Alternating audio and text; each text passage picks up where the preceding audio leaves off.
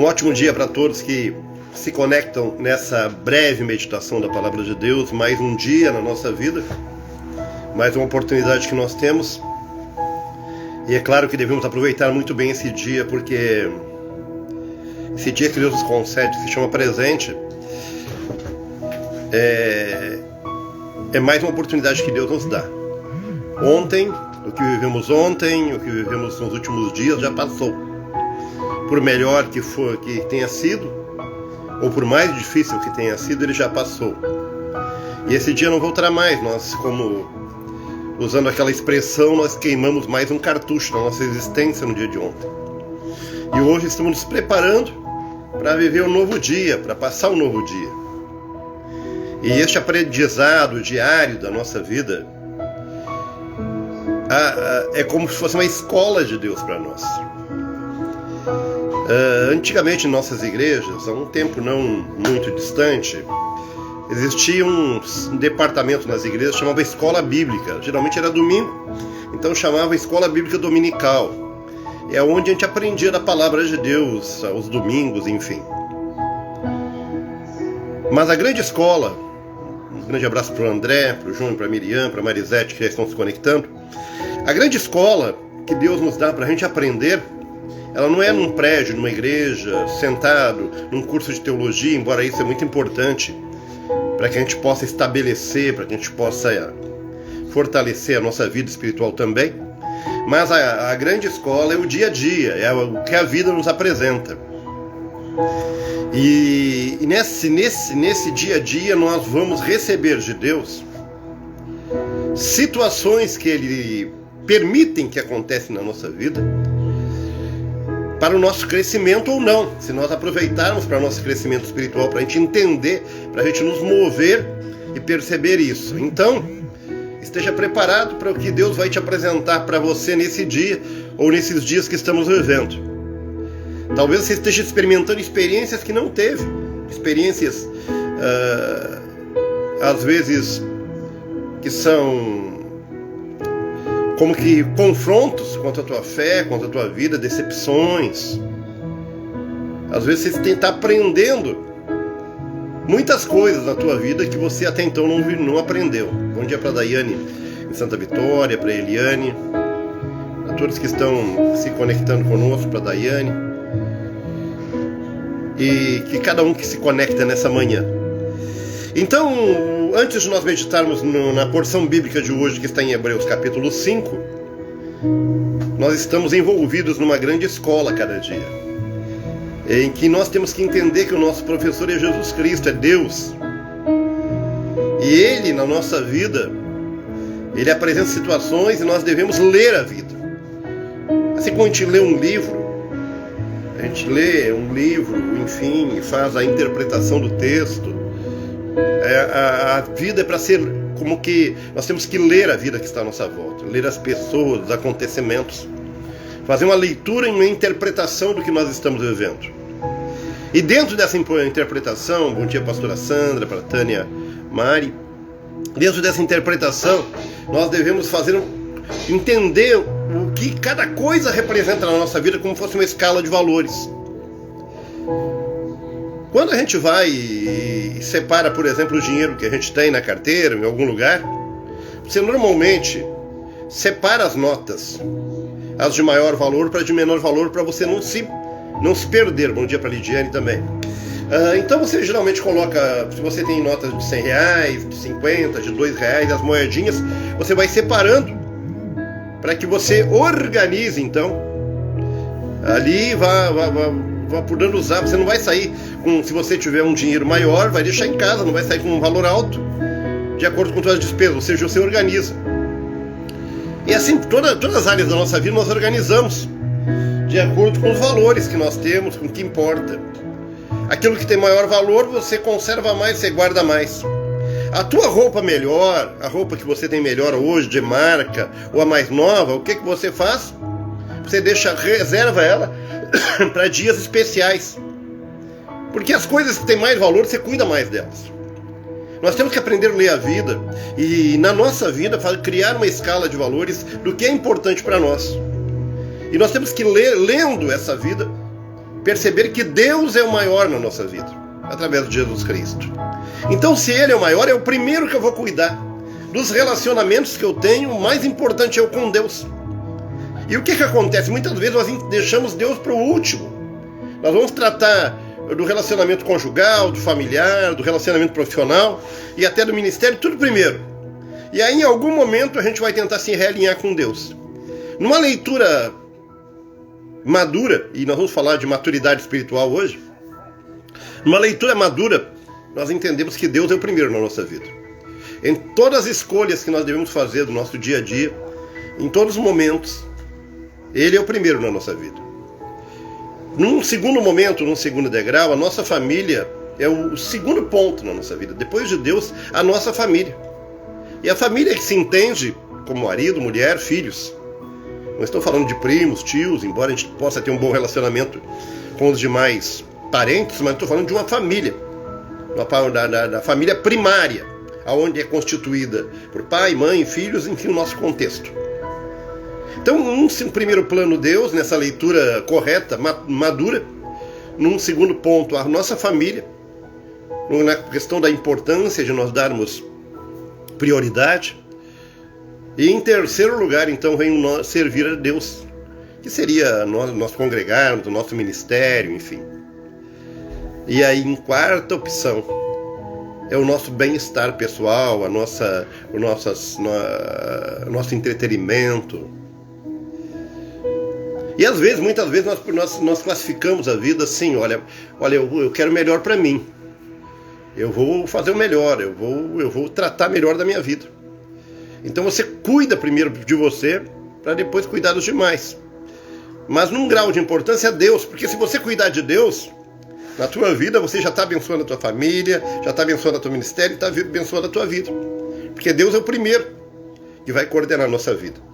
E no início dessa meditação, em que nós vamos meditar no capítulo 5 de Hebreus, um recado. Bom dia, Cristiane. Aprenda a ler a vida e fazer uma avaliação correta em grau de importância. Às vezes a gente está um pouco... inclui-se tratar a nossa vida também, a nossa vida profissional. Então, porque a vida profissional, ela é o nosso sustento, né? Onde nós sustentamos a nossa família, enfim, e todas as coisas. Em Hebreus capítulo 5, é um capítulo que está com 14 versículos.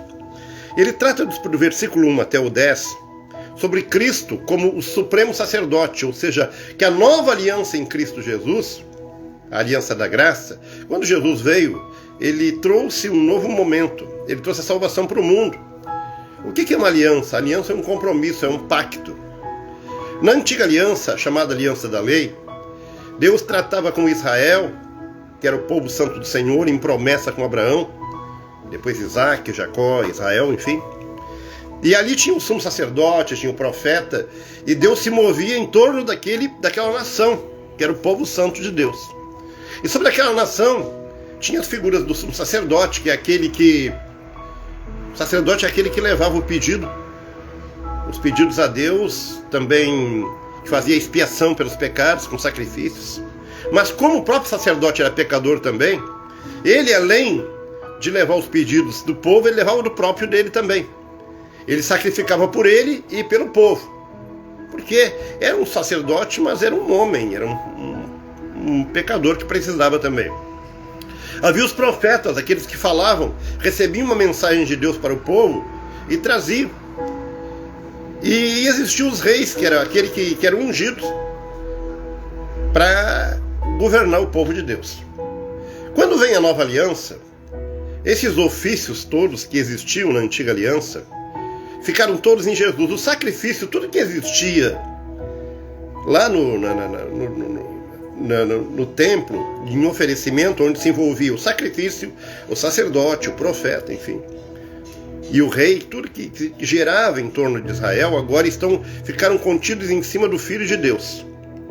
Quando Jesus vem ao mundo e ele vive seu ministério, ele morre pelo povo, por nós na cruz do Calvário, ressuscita, agora ele é o nosso sumo sacerdote, de todo mundo, não só de Israel, mas de toda a humanidade.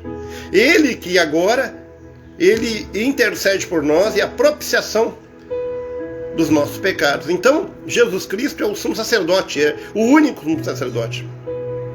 Também o próprio Jesus Cristo também é o sacrifício, porque ele foi o cordeiro. Então ele tomou o lugar do sacrifício, ele tomou o lugar do sumo sacerdote, e ele é o grande profeta que nos traz a mensagem de Deus ao nosso coração. E é o grande rei. Então todos esses ofícios que estavam sobre várias pessoas em Israel, pessoas humanas, agora eles estão na pessoa de Jesus Cristo. E o que Paulo, o escritor do livro de Hebreus, está escrevendo, ensinando para os cristãos hebreus, é que agora eles não tinham mais essas figuras todas, que todas elas apontam para Jesus. Porque o Antigo Testamento, quando você lê, ele traz sombras do que seria Jesus Cristo. O que é uma sombra? Aqui no meu quarto, não sei se tem possibilidade. Se eu colocar minha mão aqui, está entrando a luz de uma janela, e a minha mão vai refletir lá atrás, dá uma sombra. Então a imagem da minha mão lá atrás, ela produz uma sombra na parede. Quem olhar para a sombra vai ver uma mão lá, mas aquela sombra, a mão não é real, ela apenas é a sombra do original. Se eu tirar o original, some a sombra. A sombra não é o original. A sombra é apenas a projeção do original. O Antigo Testamento, ele trazia sombras de Jesus Cristo, do que era Jesus Cristo, ou apontavam para o original, que é Jesus Cristo. Então o que se movimentava em torno do relacionamento de Deus para com seu povo, apontava para Jesus Cristo, era uma sombra de Jesus Cristo. E agora quando Jesus veio, nós temos o original, agora nós não olhamos mais para a sombra, nós olhamos para o original, que é Jesus Cristo, e por isso a nova aliança. Amém? E nós estamos vivendo essa semana em nossa igreja, a semana da celebração da ceia. Ontem à noite nós tivemos para um grupo, para o culto lá da Vila da Quinta, e hoje à noite aqui na Santos Dumont. Então, quando nós participamos da ceia, nós renovamos a nossa aliança, a nova aliança com Jesus Cristo, que levou sobre si os nossos pecados, que é o nosso sumo sacerdote, que é o profeta, que traz a palavra de Deus através do Espírito Santo a nós, e que também é o Rei dos Reis, o único que nós devemos adorar e servir. E a partir do versículo 11, eu vou ler do 11 até o 14, que aqui o escritor fala de buscar a maturidade em Cristo. Vamos falar um pouquinho de maturidade, do que é ser maduro. O que é uma pessoa madura? Uma pessoa... não é uma pessoa com experiência, é uma pessoa que amadurece espiritualmente. Vamos ler um pouquinho. Versículo 11. Sobre isso temos muitos a dizer, mas de difícil interpretação, porque vos tornaste tardios em ouvir. Em algumas Bíblias diz assim, lentos em ouvir. Porque devendo já ser mestres em razão do tempo, ainda necessitais que vos torne a ensinar os princípios elementares dos oráculos de Deus. E vós haveis feito tais que precisais de leite e não de alimento sólido. Ora, qualquer que se alimenta de leite é inexperiente na palavra da justiça, pois é criança. Mas o alimento sólido é para adultos, os quais têm pela prática as faculdades exercitadas para discernir tanto o bem como o mal. A maturidade, ela nos traz uma clareza de pensamento e um discernimento sobre muitas coisas na nossa vida. Uma criança, a gente comparar com o nosso crescimento físico e olhar para uma criança, a criança ela é imatura, ela não tem capacidade de escolha correta. A criança, ela olha para os acontecimentos e ela não tem a experiência ou a maturidade para tomar decisões. A criança não é quando você consulta para as coisas. Bom dia, Sandra. Que Deus te abençoe. Fazia um tempo que não estava conosco aí nas nossas transmissões. Sandra da Bahia, né? E estamos falando do capítulo 5 de Hebreus, e que os últimos versículos falam sobre maturidade espiritual. E como nós precisamos de maturidade na nossa vida. Eu tenho certeza que eu e você temos muitas coisas que nos arrependemos de algumas decisões passadas, e que se fosse hoje nós não teríamos tomado, porque hoje nós somos mais maduros. Maduros na vida, pela experiência, por tantas coisas, por aprendizado. E tantas coisas na nossa juventude, às vezes a gente toma decisões erradas por imaturidade. Pois Paulo está dizendo, o escritor do livro de Hebreus está dizendo aqui, está escrevendo para buscar maturidade, a maturidade em Cristo, ou seja, para que a gente possa ser mais maduro espiritualmente. Pedro, na carta dele, lá, aqui alguns dias a gente vai escrever, vai estudar sobre a carta de Pedro, diz assim, desejai ardentemente o leite racional não falsificado para que com eles vá crescendo. A gente precisa crescer na graça e no conhecimento de Deus. E esse crescimento a cada dia nos dá certeza que nós estamos nos tornando mais maduros a cada dia. A cada contato, a cada palavra, a cada oração, a cada momento, a cada acontecimento do dia a dia, a cada experiência, saímos mais fortalecidos e mais maduros. E essa maturidade, ela abençoa a nossa vida e ela tem a capacidade de abençoar os que estão à nossa volta. Então, Sandra, estava internada, espero que tenha dado tudo certo na cirurgia e que Deus possa te abençoar no teu, na tua recuperação em nome de Jesus. E então o que acontece? Essa maturidade é o que nós buscamos em Deus.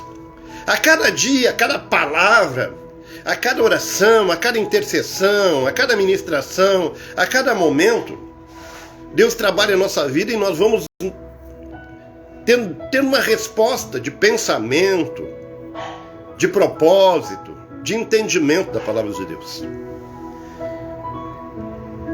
Não podemos, meus amados, olhar para coisas que nós olhávamos no início da caminhada e ficarmos de boca aberta com isso, ou impressionados com isso. A cada dia devemos ser mais maduros. Devemos entender mais que Deus está no comando de tudo. E olhar no reino espiritual e ter uma maturidade para ver isso. Isso só se consegue com a palavra de Deus, com uma vida de intimidade com Deus. Os nossos erros, e todos nós temos erros, eles servem para nos trazer maturidade. É porque a cada erro que nós enfrentamos, falha nossa, que nos traz consequências, nós sabemos que as falhas geram consequências na nossa vida e nós temos que lidar com essas consequências todos os dias. E este aprendizado na nossa vida vai nos trazer para pessoas mais maduras. Então, a carta aos Hebreus, no capítulo 5, ela fala de Jesus Cristo, que tomou o lugar do sacrifício, do sumo sacerdote, do profeta e do rei do Antigo Testamento. Agora todos nós temos Jesus Cristo. Ele é tudo na nossa vida. E Ele é a nova aliança do seu sangue, do seu corpo transpassado por nós. E aqui o escritor está ensinando, através dessa carta, nos primeiros 10 versículos, a carta aos Hebreus, como isso se apresenta na vida deles. E a partir do versículo 11 até o versículo 14, fala de buscarmos maturidade em Cristo, sermos maduros espiritualmente. Eu espero que nessa manhã nós possamos ter um momento muito especial de oração. Sinto do mover de Deus nessa manhã, que nós precisamos a cada dia mais abrir o coração para Ele. Sabe, precisamos de menos orações vazias, menos orações preparadas, menos orações que são, na verdade, superficiais, e mais profundidade, mais palavras tuas e minhas, mais sinceridade, mais transparência no nosso relacionamento com Deus. Isso vai nos trazer maturidade. Nós precisamos ser originais com Deus, nós mesmos na presença de Deus. Não copie ninguém. Por mais que você, e nós temos pessoas que nós admiramos, não tem problema de admirar um pastor, um irmão, uma irmã que é usado por Deus, a gente admira a maneira como Deus usa aquele instrumento. Mas nós não devemos copiar ninguém. Jesus trata com cada um de nós. E a capacidade de nós termos maduros, quando alguém é maduro e quando alguém deixa de olhar e imitar outra pessoa nos seus gestos, na sua fala, na sua maneira de falar, na sua maneira de orar, na sua maneira de se expressar.